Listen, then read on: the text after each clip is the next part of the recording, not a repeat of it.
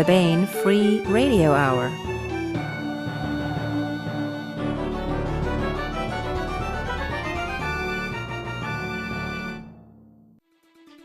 On the podcast, the 7 deadly Minecraft skins and the uses of a dirt sword, entropy on tap, or non-algorithmic ciphers by the bottle. The Klein's bottle. Plus, we continue with our complete audiobook serialization of John Ringo's Under a Graveyard Sky, all right now. Welcome to the Baen Free Radio Hour podcast. It's an honor to have you along. I'm Baen Editor Tony Daniel, and with me is... I'm Baen Editorial Assistant Christopher Rocchio. And I'm Intern Rachel Mintel.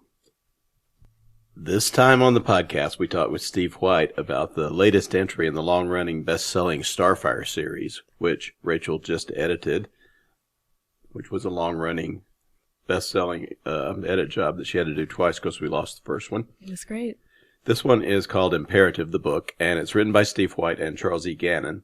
Imperative is a big-picture Star Navy strategy kind of book with a dollop of action and adventure in there. It's really good stuff. It's Steve will tell you all about it. We also continue with our complete audiobook serialization of John Ringo's Under a Graveyard Sky. Now here's the news. I want to mention the latest e-arcs at Baen eBooks. Now, an e-arc is an area of 50 codons within the human genome that determines whether or not the individual will be able to sing with the soulfulness of an Ella or the nasal whine of a Bob. Ella, by the way, is recessive, so if a Bob and an Ella mate, you're going to get a Bob. Thanks, Mother Nature. No, that's not right. What is an e-arc, Christopher? Tony, you gotta stop lying to these guys. It's not a lie, it's just not the truth. An e-arc is an electronic advanced reading copy. It's a copy of the book in ebook form that we send out to reviewers and such before a book is published. We will sell this to you in all its typo-ridden glory, but months before the book is available in its transcendent form. That is the key thing there. You get the book early, especially if it's a book in a series you love. You can get it months before it comes out. So what are some of the new e-arcs? What's one of them, Rachel? So we have Death's Bright Day by David Drake. This is the latest entry in the RCN series. Captain Daniel Leary thinks that his marriage will allow him to slip into the quiet role of a naval officer in peacetime.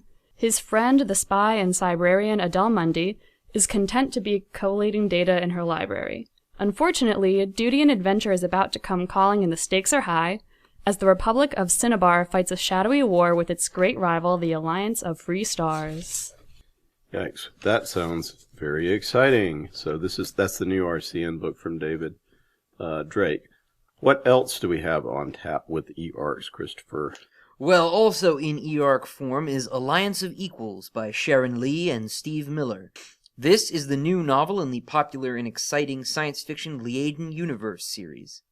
Beset by the angry remnants of the Department of the Interior, challenged at every turn by opportunists on their new homeworld of Sure Bleak, and somewhat low on funds, Clan Corval desperately seeks to re-establish its position, but agents of the Liaden Department of the Interior are determined to see that Corval trading vessel Dutiful Passage should be hounded across the galaxy itself.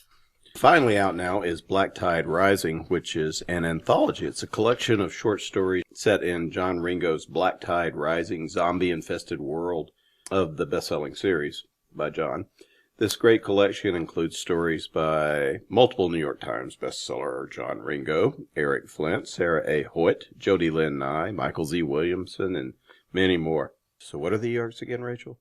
We have Death's Bright Day by David Drake, Alliance of Equals by Sharon Lee and Steve Miller, and the Black Tide Rising anthology edited by John Ringo and Gary Poole. And where are they available? Only available at Baen eBooks.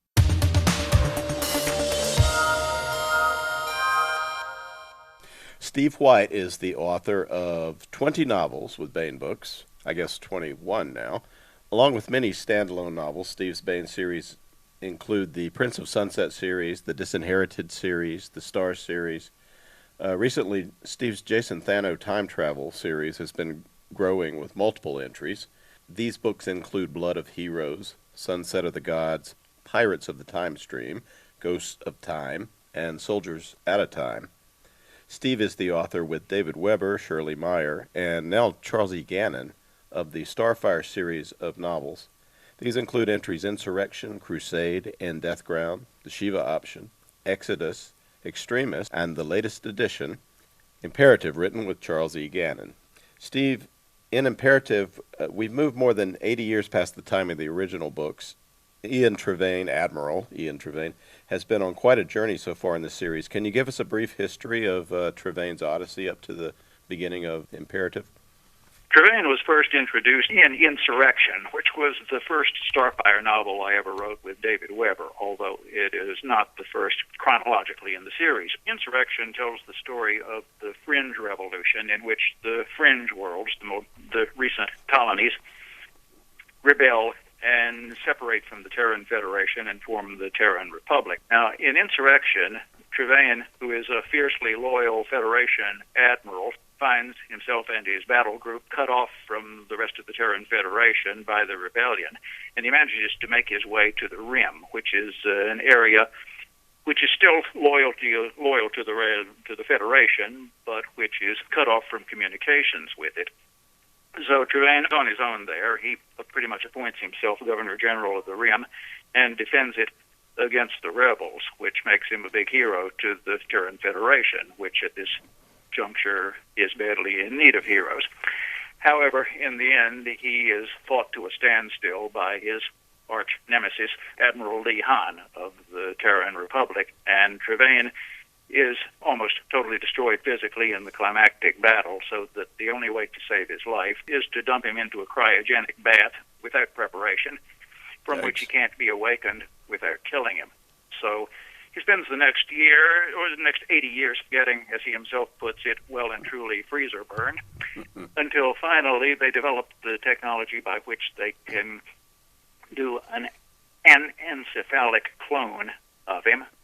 In other words, a clone with everything except the brain, and transplant his brain into the clone. So after 80 years, he awakens in his own 18-year-old body and finds himself the great hero and regarded as the founding father of the Rim Federation. And as fate would have it, he arrives at the same time that these new alien invaders, the Arduans, arrive, and the Rim Federation finds itself in dire straits. And of course, this sort of taps into some very deep mythic wellsprings, sort of like Arthur returning from Avalon when England needs him.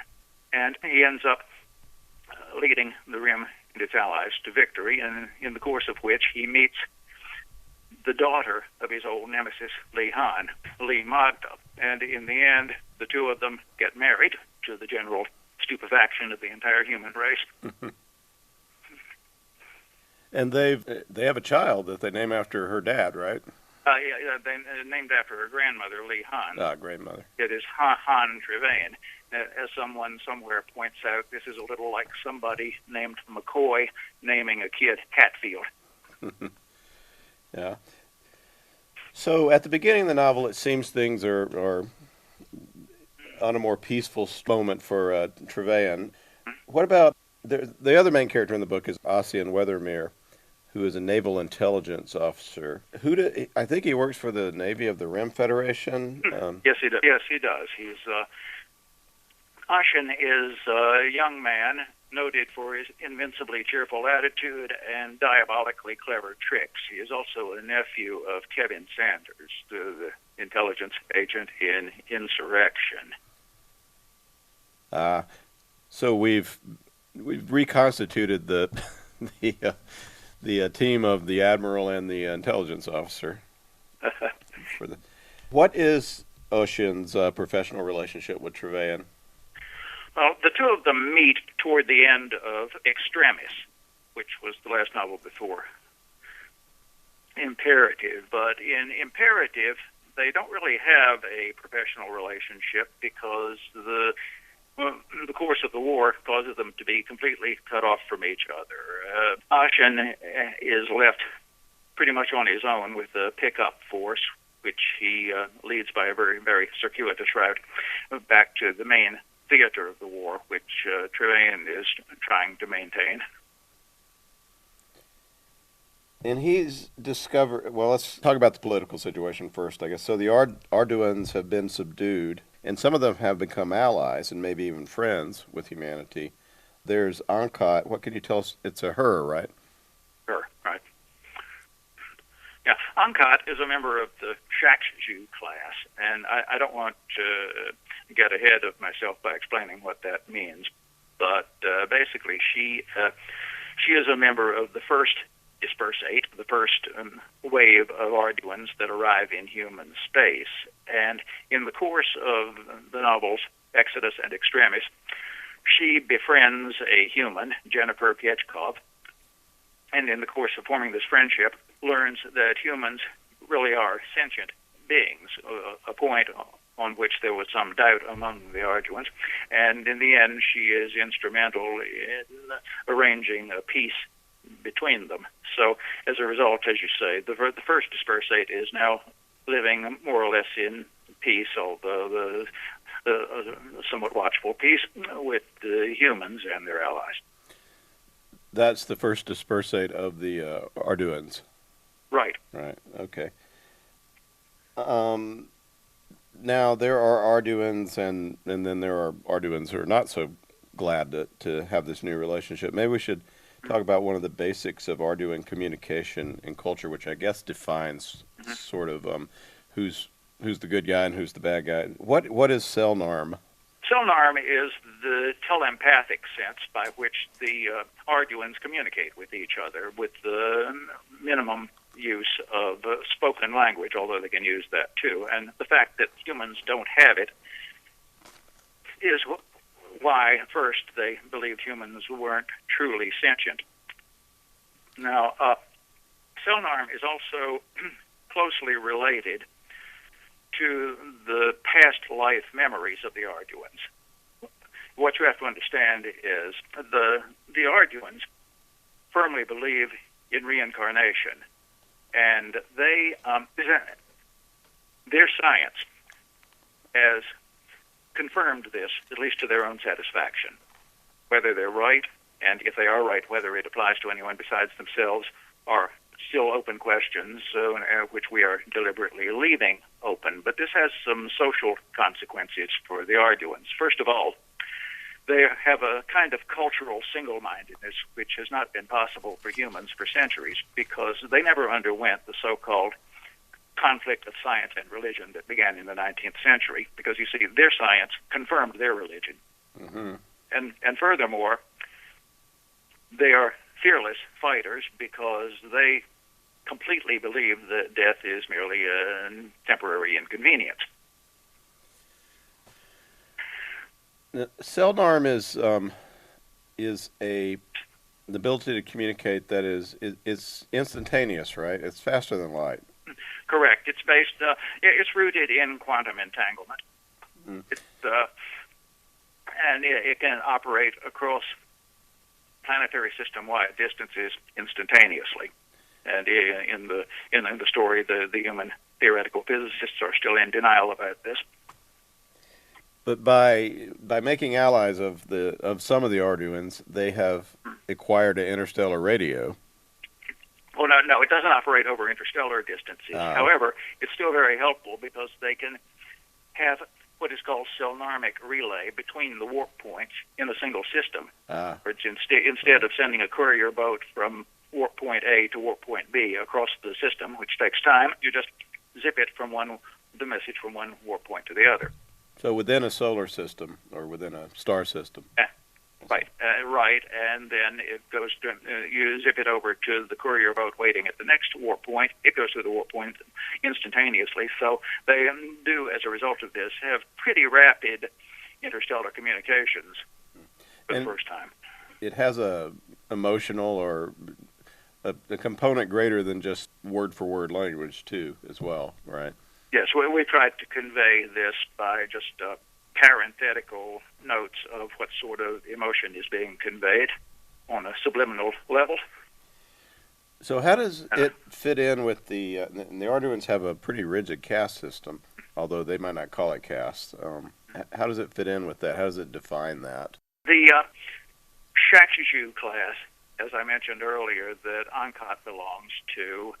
These are Arduans who have extremely detailed and numerous past life memories.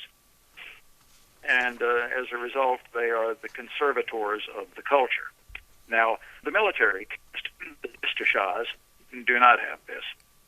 And this is a point which becomes crucial because it's the Shakshu who forged of the first dispersate who forged the peace treaty with the humans, and the later dispersates coming after them.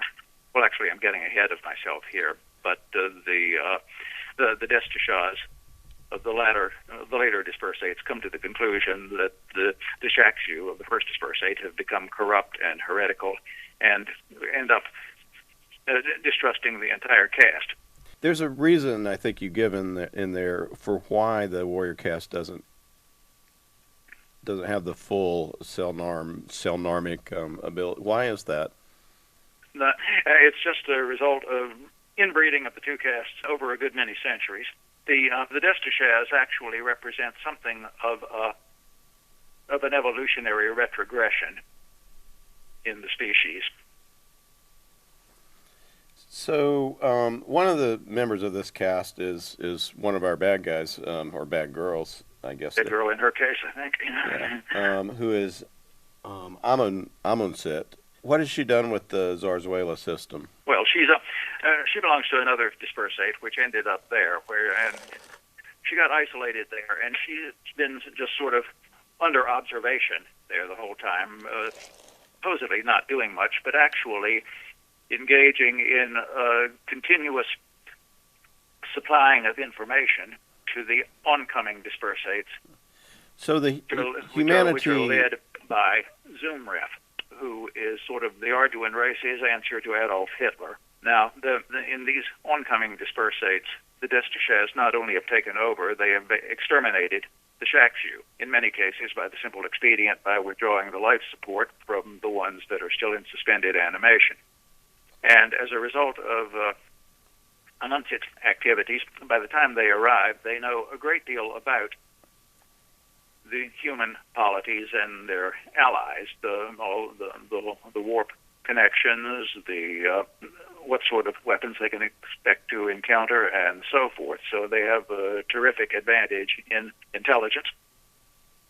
So the humans know about Amunsit. I mean, the Rim Federation and the other alien species know about Amunsit at the beginning of the novel, right? Right. But she's not part of the dispersate that fought the war? No. This is a different one that ended up in Zarzuela. You have to understand. Well, I keep getting ahead of myself, but let's wait till we reach the whole issue of how the Arduans got here. Yeah. Well, let's backtrack a little bit and talk about the transportation. You're talking about warp points. How does FTL work? And there have been some recent innovations, I think, in the previous book. Okay. In the Starfire series, the way we cheat Einstein is by means of what are called warp points. These are naturally occurring, and one leads to another. In other words, you go through a warp point, and you don't need any special sort of drive to do this. Any spacecraft that can make it there, of an extremely small size, can do it, although non-material energy transmission can't, so in other words, you can't send a radio signal through it. But ships can go through a warp point, and this instantaneously results in them appearing at another warp point somewhere. Now, you mentioned recent innovations. The recent innovation that is most important came about in Exodus and Extremis, and this is the Katsugawa generator, which allows artificial creation of warp points, and also enlargement of existing warp points. They come in different sizes, you see, and the size of ship that can get through them, it depends on this. Now, the ability to create new warp points where there were none before obviously changes the strategic picture of warfare tremendously. Yeah. Because, in the past, it's been totally linked to the existing warp network, and to get anywhere, you have to go through from one warp point to another. And, of course, this has military consequences. Somebody in some one of the novels basically describes interstellar space warfare as one long series of Surigao Straits. I like the use the term dredging also for the enlargement. Right. This just for short, that's what they call the enlargement of warp points. There is an absolute upper limit at which the warp point encounters limiting factors that cannot be exceeded, but up to that, they can be enlarged.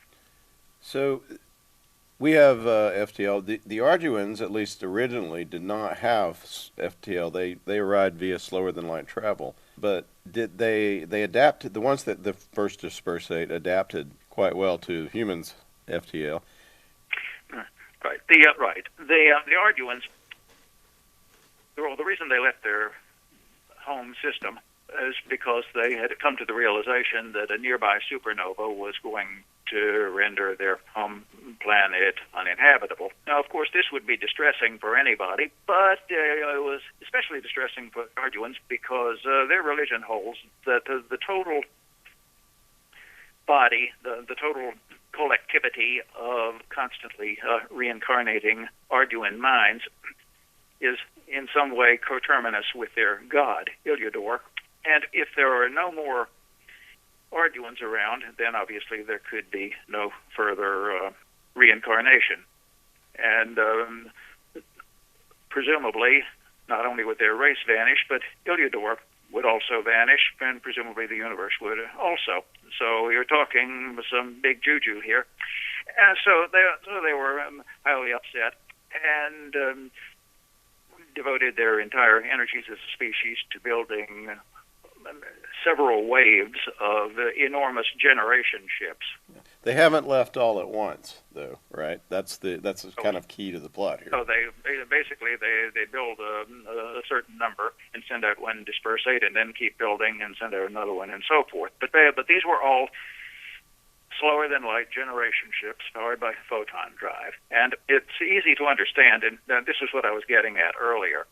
When they enter human space, it came as something of a shock because they didn't come out of warp points. They just came out of good old three-dimensional Isaac Newton space.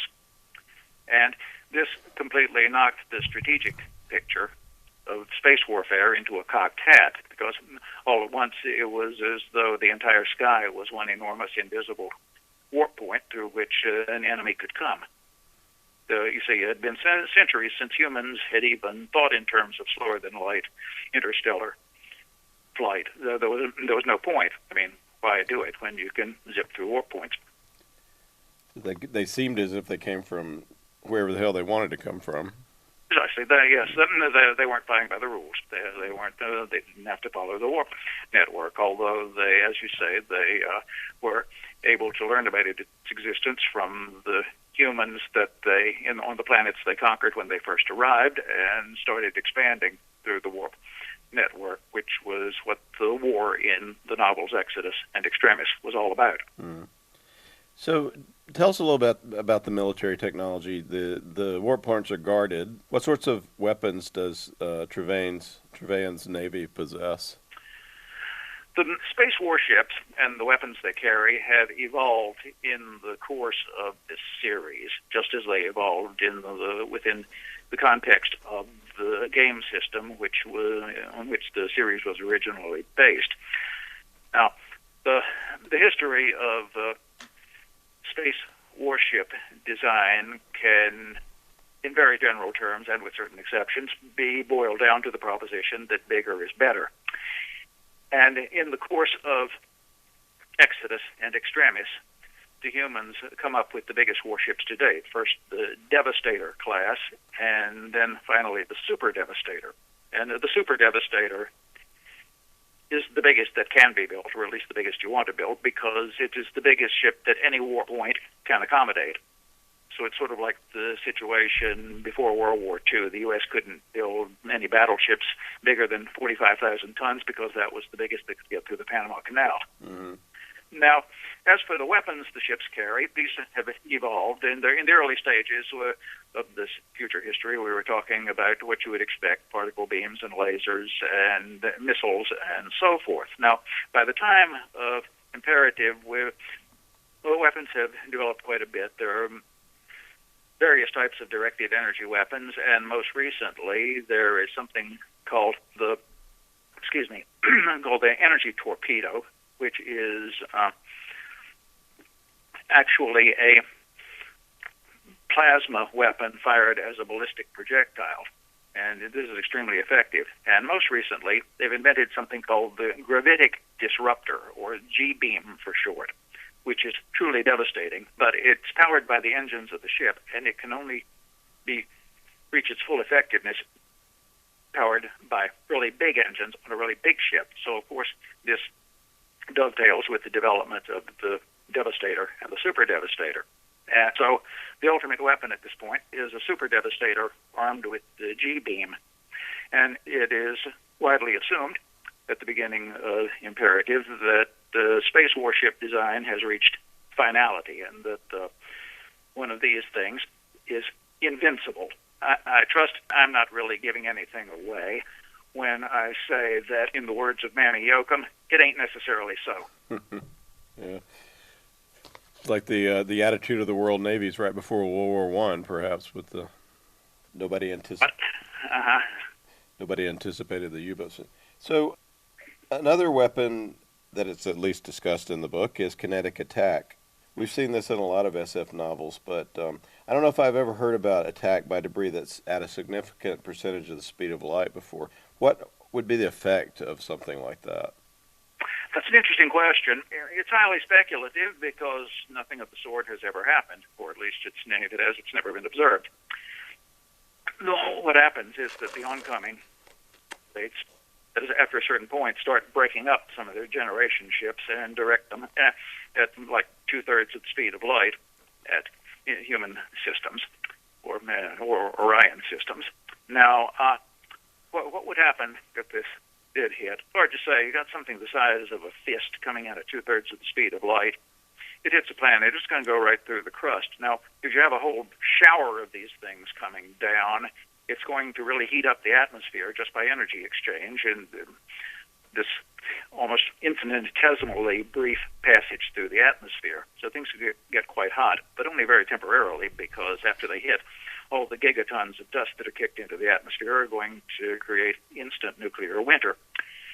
And, of course, any of them that land in oceans are going to cause tsunamis and so forth. Just bad business all around. Now, interesting. As I say, it's very speculative. We can only theorize as to exactly what the full effect would be. And what's even more speculative is what if one of these things hits the local sun? Now, it would not create a supernova, because ordinary main sequence stars, which are the only kind that can have habitable planets, don't become supernovas. It's just the supergiant stars that do this. However, if one of these things did hit an ordinary main sequence star, I don't imagine it would do the star a bit of good. And then, at absolute minimum, I'm sure it would cause the mother of all solar flares, and that's what we have happening. Yeah, it's a really cool. I mean, the battle sequences and everything in the Imperative are well worked out and just really, really imaginative, I thought. So this is the second Starfire novel you've written with Chuck Gannon, right? Right. How do you guys go about the task, and how do you relate it to the original game? Do you still do that? The original game is still sort of the Old Testament of this series, so we're still pretty much tied to its assumptions, because Dave Weber and I were using them way back in the late 1980s when we wrote Insurrection, and we do take series continuity very seriously. Mm-hmm. Here, because as for how we go about doing it, how we go about collaborating, if that's what you mean, yes. The way we do it, each of us runs certain characters, and the military campaigns and other situations that those characters are involved in. For example, Ian Trevain is one of my characters. In fact, he's been one of my characters ever since Insurrection. And Ossian Weathermere is all Chuck Gannon. So he handles that side, and I handle Trevain's side, and so forth. This works extremely well in novels like the Starfire novels, where you have a large number of characters spread out in widely dispersed areas.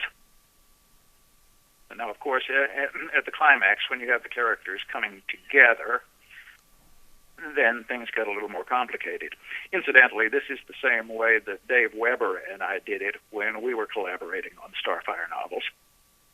Trevain, as I say, was my character, and Lee Han was Dave's character, and well, in the end, for the big climactic battle, we had to put our heads together a little more closely to coordinate this. But it seems to work very well for novels like these. I honestly don't know how I would go about collaborating on a novel that had a limited number of characters and a limited geographical or astrographical scope that kept them all together. Yeah, there's because Ossian's doing his thing, and Trevain's doing his until, I mean, they do cross paths, but it's definitely subplots for each. Do you then both go over the final product? Each of us goes over the other's stuff and provides feedback on it. This way, hopefully, we iron out any stylistic discrepancies that might seem jarring to the reader. Do you ever come up with like any cool stuff to add, or has that already been done with the first pass? It's not so much a matter of cool stuff as it is tweaking what's already there. Mm-hmm. So, like I said, it's a wonderful space battle. How do you work out the battles? Do you draw them out, or is it all just in your head? Every time I do a battle, I have a system sheet. You see, these were provided by the original game system, and I've just printed out oodles of these things, and I sit down and plot out the planetary system, where the planets are, where the warp points are, and so forth.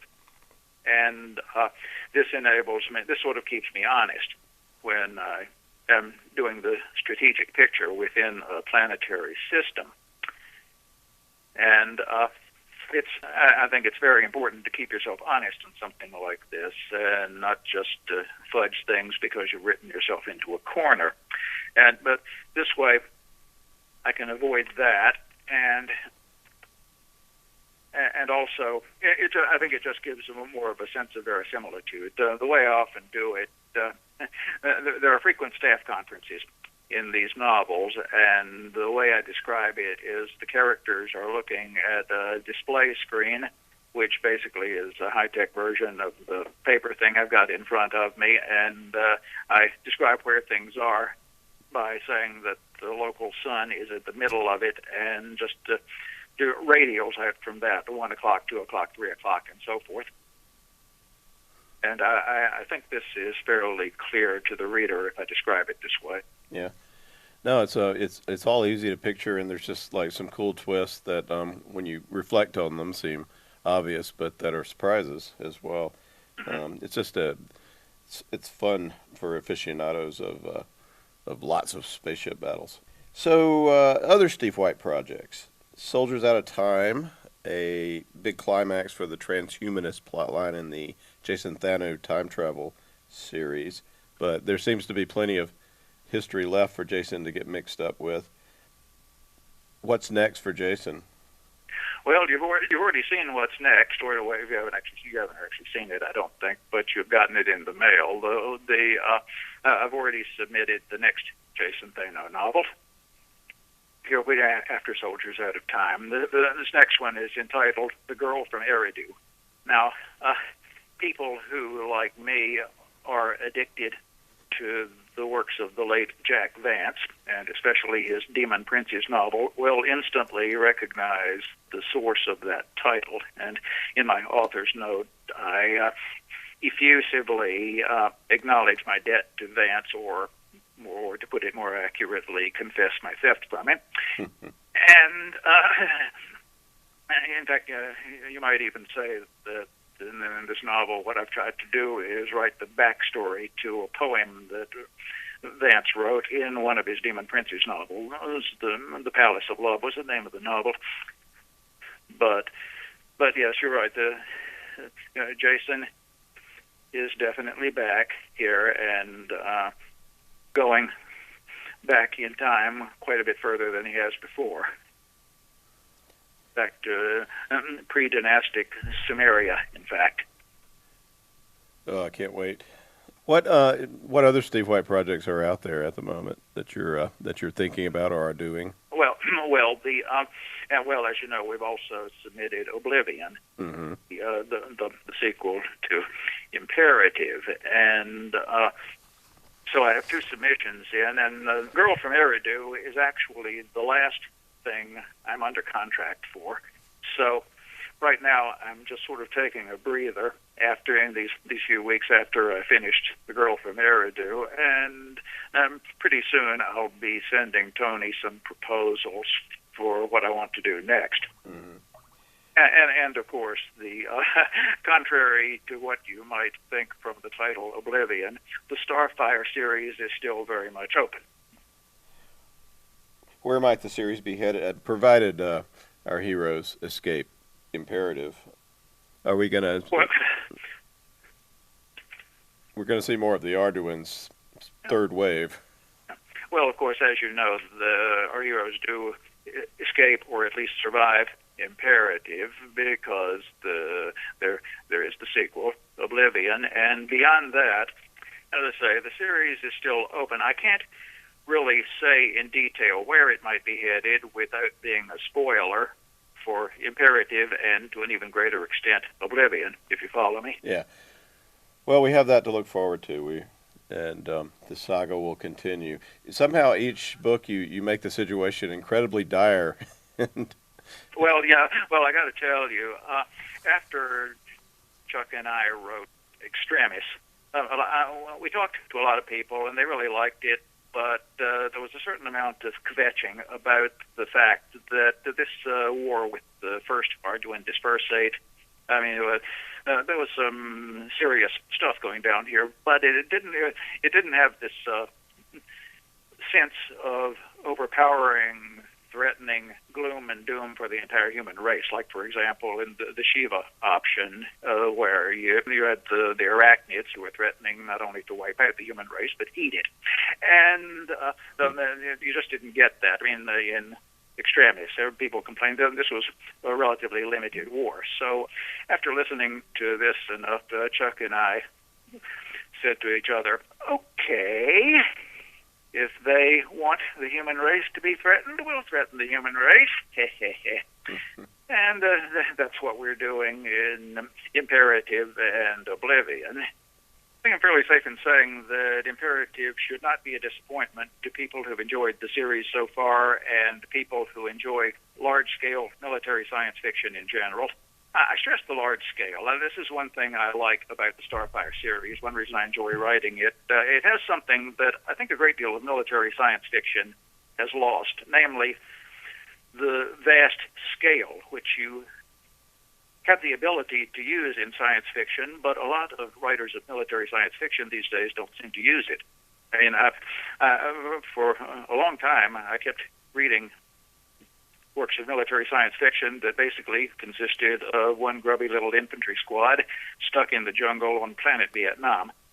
So I got a little tired of this. Recently, I gave it another try, and I don't want to name names, but I read a recent work of military science fiction, and guess what? We had one little infantry squad stuck in the desert on planet Afghanistan.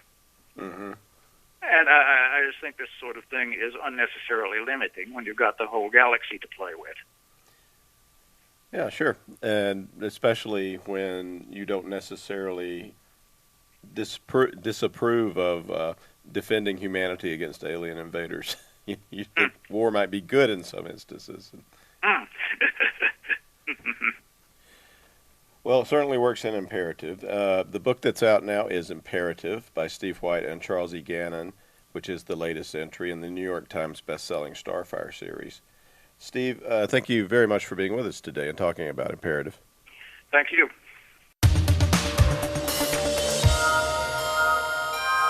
Now we continue with our complete audiobook serialization of John Ringo's Under a Graveyard Sky. This portion of Under a Graveyard Sky is provided by Audible.com. Get the complete audiobook at Audible.com now. If you're not a subscriber, you can get the entire audiobook free or choose from more than 100,000 other titles when you try Audible free for 30 days. Now here is another segment of John Ringo's novel of zombie infestation and the heroic humans who fight back, determined to pull the world from disaster and humanity itself from the brink of annihilation. It's all taking place under a graveyard sky. Chapter 28. Time, Steve said, pushing the throttles of the toy forward again. It didn't give him any more speed. Ask me for anything but. He stopped speaking as an attack boat made a fast surface off his starboard bow at about 1,000 yards. He noted in the back of his mind that they'd surfaced upwind. Tina's toy, USS Dallas, over, the radio crackled. Steve? Stacy screamed from below. I see it, Steve said, picking up the radio. Wolf, actual, over. Wolf. All possible support has been authorized for this operation, the Dallas said. USS Charlotte is in the process of taking the Campbell under tow to bring it to the cruise ship. We cannot supply clearance personnel, but access to all USCG materials are, say again, are authorized, and USCG personnel are to place themselves, temporarily, under your command for clearance and rescue support. We don't have much in the way of shotgun rounds, but we're going to float what we have off in a boat, as will Charlotte upon arrival, to assist your clearance teams.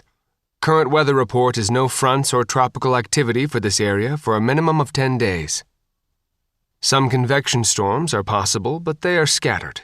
We will be monitoring all area channels, but are now authorized to directly communicate. We will be taking over Marine Channel 33. We will continue to give what support we can without being contaminated. Do you have any questions at this time? Not that I can think of, Steve said.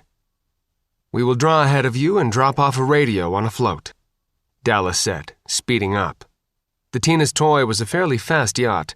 Not a racing yacht, but no lubber. The Dallas just left it behind, on the surface. The radio is for your use and your use only, Commodore Wolf, Dallas continued. Hire would like to have a secure chat. Proceeding to the Seafit's location. Good luck, Wolf. A bright orange buoy ejected from a launcher, and the Dallas slipped below the waves. Steve was pretty sure by the time it disappeared, it was going faster than a cigarette boat. Stacy sat down next to him and wrapped her arms around him. Her eyes were misty. We're in contact, Steve said, hugging her. That's not what I'm crying about, Stacy said. What's wrong? Steve asked. Nothing, Stacy said, hugging him again. The commander of a U.S. Navy nuclear submarine called you Commodore. And I don't think he even realized he'd said it. Oh, that, Steve said, slowing the boat as Pat pulled out a boat hook to catch the buoy. No worries, wife of mine. I'm sure he's regretting it already. Where do you want me to put it, Faith? Sophia asked. How the fuck should I know? Faith said. She sounded desperate. There was reason to be. The cruise ship was massive. Really, seriously, stupidly huge. The boats around it were so many mice. No, fleas circling an elephant. A wounded and still bleeding elephant. Because rising as high as a skyscraper, or so it seemed from the waterline, there were staterooms, with exterior balconies, and on at least a dozen of those, there were people watching the circling craft. People who looked like survivors of the death camps. Most of them couldn't even stand. They were leaning against the railings, just staring with glassy eyes at the help just a few hundred yards away. One of them, on a lower balcony, lurched to his feet and started to climb the rail. "No, no, no!" Faith shouted. "No, no! Sharks! Sharks! Sharks!" Sophia shouted over the loudhailer. The man couldn't seem to hear or understand. He more fell than dove over the side. Hosienik started firing from the aft deck, but there was no way. There were sharks everywhere. It was unlikely that he was the first person who'd taken that way out in preference to starvation or dehydration. The man didn't even scream as he was taken under. "Why, damn it, why?" Faith shouted. She picked up the mic for the loudhailer. "Stay where you fucking are. We will come for you. Just hold on." "How?" Sophia asked. "There's no entries. And that promenade?" It wasn't really a promenade. It was the lifeboat deck, and that was 50 feet above the flying bridge of the Endeavour. "How the hell am I supposed to know?" Faith repeated. "You're the entry specialist," Sophia said calmly. "I'm trying not to stress you. I really am asking." "Hooch!" Faith shouted. "How would the Marines board this thing?" "A helicopter," Hooch shouted back. "Or a boarding ladder." "There's a helo on the Alpha," Sophia said. "You know how to fly one?" Faith asked, somewhat hysterically. "Faith, take some breaths, sis," Sophia said calmly. "We're going to do this. We are." Okay, Faith said. "We get a grapnel up. Then, I don't know, maybe with some knots in it or something?" "There we go," Sophia said. "It's going to be a bitch to climb." "Yeah," Faith said, "especially in armor. And if we drop in the drink, shit." "Keep going," Sophia said. "Well," Faith said, then stopped. "Or maybe we could ask the sub if they've got an idea." "What's Sophia said, looking around, then stopped. "Local Wolf Squadron boats, USS Dallas, looking for the boarding action commander. Please switch to channel 33. All captains may monitor but request not break. Again, USS Dallas looking for boarding action commander. She-Wolf, you on the Endeavour? Over." "So we're Wolf Squadron, huh?" Sophia said, picking up the radio and handing it to Faith. "Faith, honey, take a deep breath and don't get hysterical when you're talking to him." "I'm not the boarding action commander," Faith said. "That's Da." "You're the closest," Sophia said. "Want me to take it?" "No," Faith said, her face firming. She took the radio and cleared her throat. 33? You're on, Sophia said. "Dallas, She-Wolf," Faith said. "Over." "She-Wolf. We've been monitoring your squadron's communications. Your reputation precedes you. The man who is filling in as president says that the moment he meets you, he's going to cover you with so many medals you're not going to be able to move. Of course, the same can be said of everyone in this squadron, but we know you're the squadron's premier clearance specialist. This has got to be a nightmare for you. Over." "Got it in one," Faith said. "Over." "We can't get out of this tin can. We're still uninfected and can't change that for any reason. But we are going to do everything else we can to help. Have you discussed how to do entry?" "Roger," Faith said. "All we've got so far is throw up a grapnel with a knotted rope. Lance Corporal Hosienik is still not really in shape, and I'm not what you call a great climber. That completely skips the whole man-eating sharks part, and the zombies at the top. Still thinking it over. Over." "We have an assault boarding ladder," Dallas replied. "We will float that off along with all of our onboard shotgun ammo and the shotguns. We use 9mm on board. Can you use that? Over." "Not really," Faith said. "Limited guns for it, and we carry mostly 45. We're okay for now on 45. The shotgun ammo is, gonna be helpful. But," she unkeyed the mic for a second. "Hey, Hooch, you know how to use an assault boarding ladder?" "Yeah," Hooch said. "Sort of. I mean, I've seen it done." "Dallas, we may need somebody to coach us through using an assault boarding ladder. Over." Faith said. We'll do that, She-Wolf, Dallas responded. The tough part is the throw.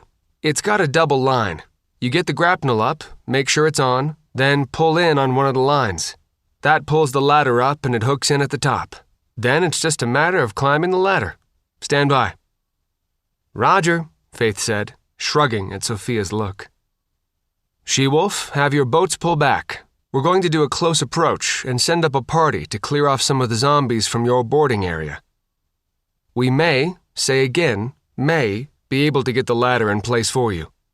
Don't get yourselves contaminated doing that, Faith replied, sharply. You're the closest thing we've got to home left, Dallas. Look, just stand by. Roger, She-Wolf. Hooch, Faith called. They want to shoot some zombies off the side, and maybe getting the boarding ladder in place. I'm afraid they're going to get contaminated. They've got suits like moon suits on board, Faith, Hooch called back. And a machine gun. I think they can do it. The question is, can they get the zombies up to the boarding area? Dallas, you sure you can do this and not contaminate yourself? Faith asked. 'Cause I just thought of something. She's more worried about losing a sub than her own life, Galloway said. I am going to cover that girl in medals. So help me God. What is your suggestion, She-Wolf? We've got some vaccine, she said, looking at Sophia. It's still good, right? She whispered. Should be, Sophia said. We even stabilized it. Not a lot left, but enough for a small team. We'd really appreciate the help with the boarding. But I'm worried about the rest of your crew getting contaminated. So, you guys clear the group off, get the ladder up if they can, then put them off in a lifeboat or something. We'll get them some vaccine. It's supposed to take 2 weeks to work, but they can't get the blood pathogen except with a bite or getting blood in a cut. And if that's all you get, well, I survived after just the primer. So all they get, maybe, is the flu bug, and we'll keep away from them, so they shouldn't get that. I guess you can float them rations or something, so they hang out until they're boosted. 10 days in a raft. Most of the squadron has done 2 months. If you can spare them, and if somebody wants to volunteer. And if that makes any sort of sense. Over. Interesting plan. Considering that, She-Wolf. Being discussed by experts. We have volunteers, either one way or both. Have your boats clear back from the port side. We are going to do a close approach for direct fire. Roger, Dallas, Faith said. Thanks. Really, really appreciate it. Hey, you've got the tough part, miss. Dallas, out. Squadron, this is Sea-Wolf, Sophia said over the flotilla net. She engaged the engines to full and turned to port as she said it. Clear the port side. Say again, port side of the ship. Dallas is going to do a close approach for direct fire. Get way, way back. In fact, get forward and way back, or on the far side of the ship. Ricochets from machine gun fire can kill you at a mile. You girls just know too damn much about guns, Cheryl growled. Moving around to the far side. I do want to watch, but not enough to get holed. We're approaching your location, Chris called from the Cooper. But on consideration, I'm stopping about 5 miles out. Nice to see the bloody USN decided to finally show up to the party. Navy's here? Someone called. Hallelujah! Submarine, Sophia said. It can't do much but fire from range. They're not contaminated and don't want to be that way. But yeah, we've got some support. Finally. Chuck switch to 23 and I'll fill you in, Chris said. I was monitoring the conversation. Be nice to get some help. Switching.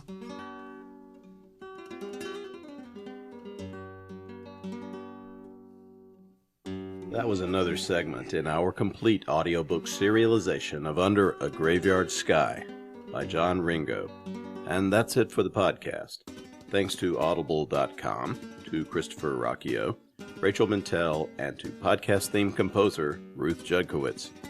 And a handful of fallen leaves like the things of man, a cup of rain like the joyful tears of angels, and a bouquet of the red, red rose of laser fire on a fleeing pirate ship trying to leave orbit with its loot. along with our gratitude and praise to Steve White, author with Charles E. Gannon of the new Starfire novel Imperative. Please join us next time here at the hammering heart of science fiction and fantasy, and keep reaching for the stars.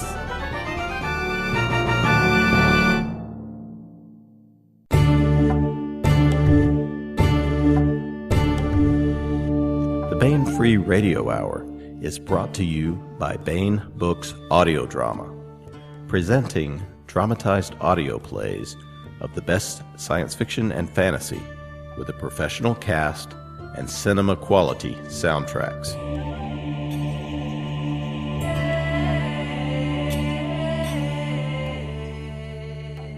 Now available, Eric Flint's Islands, based on the novella by Eric Flint. Also available, Larry Correa's Detroit Christmas, based on the novella by Larry Correa, set in the world of the Grim Noir Chronicles. At BaenEbooks.com, just put Islands and Detroit Christmas in the search bar and enter a world of listening pleasure. Baen Books Audio Drama.